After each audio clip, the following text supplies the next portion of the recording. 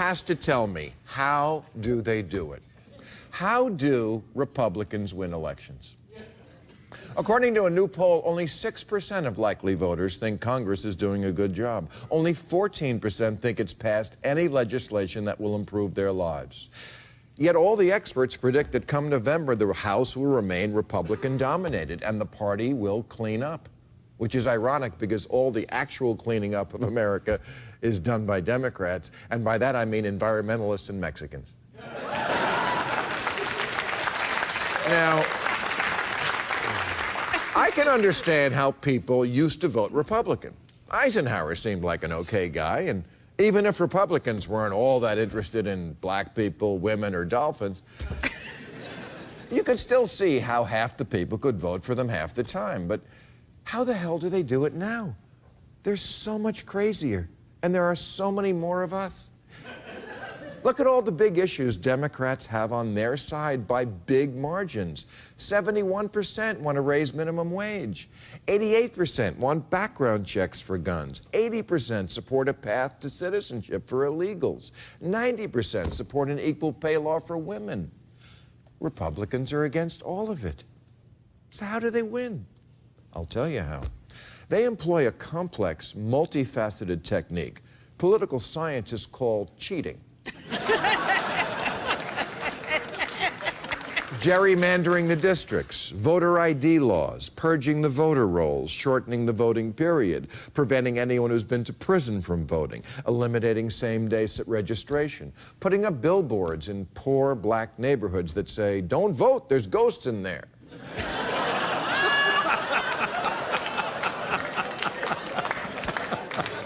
But that is not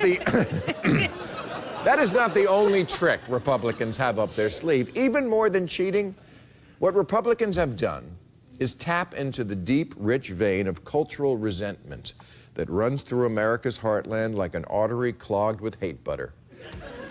And liberals, to be fair, sometimes make it pretty easy for them to do that. When Gwyneth Paltrow said her divorce was a conscious uncoupling, even I wanted to jump in a truck, crank up the Leonard Skinner, and shoot up a farmer's market. And as a comedian, I don't like it when political correctness Nazis hound me to censor every joke and apologize for every slight. And when I have to learn how to pronounce words like chai and quinoa, I just want to shove a head of kale up their ass. They mean well, but sometimes when I'm at Whole Foods, I don't want to sign petitions and give to charity. I just want to go in and get a $15 lentil sandwich that'll make me fart for a week.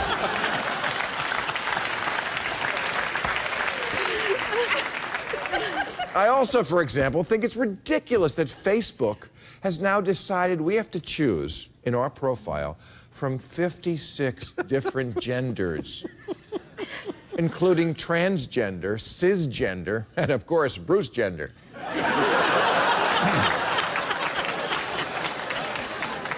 You know that I once almost ate at Chick-fil-A just because so many people were telling me I shouldn't eat at Chick-fil-A. But then I remembered, it's Chick-fil-A. But even atheists make me roll my eyes sometimes, like when they sue to have a cross taken down from a building. Oh, for fuck's sake, we're atheists, not vampires. You can't handle seeing a cross now and then, you picked the wrong country. So I get it, liberals can be obnoxious, and that's why lots of Americans say we don't want politicians nagging about what we can name our football team or how big our soda can be or what we can eat or who we've offended. We have wives for that. But don't cut off your nose to spite your face. One of the Republicans' strongest voting blocs is low-income whites who didn't go to college. These are people who desperately need a minimum wage hike, need unions, they need health care, but none if it's got Obama's name on it. Remember, for every liberal with a cause who makes you go, "Oh, just shoot me," there's a conservative with a gun who will.